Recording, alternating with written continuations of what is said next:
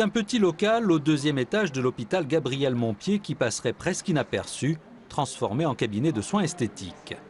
Quand elle n'est pas directement dans les chambres, la socio-esthéticienne en fait un îlot de calme et de détente, 2 jours et demi par semaine, à quelques mètres des services où l'on soigne des malades atteints de cancer.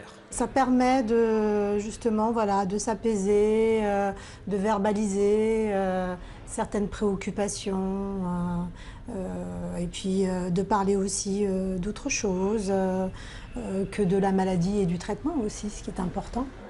Elle a suivi une formation complémentaire en milieu hospitalier pour travailler au contact de personnes en situation difficile. Et elle aime les retrouver après l'hospitalisation quand elles reviennent pour des visites de suite de soins.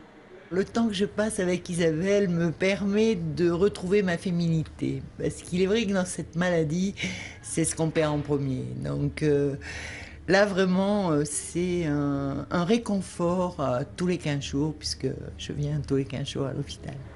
Avec sa tenue blanche, on la confondrait presque avec le personnel médical de l'hôpital. Une intégration qui fait partie du projet.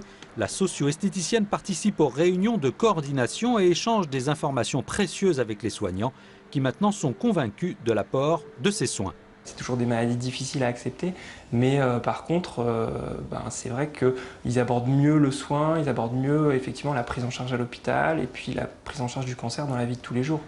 Les produits sont offerts par les fabricants, mais les marques sont cachées et le salaire de l'intervenante est financé par des dons.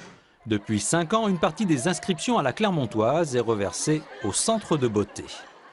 Je trouve qu'il y a une émotion extraordinaire le jour de la Clermontoise et c'est vrai que les femmes, entre elles peuvent faire énormément de choses. Le monde de la beauté est souvent qualifié de futile. Il veut démontrer ici qu'il peut être utile.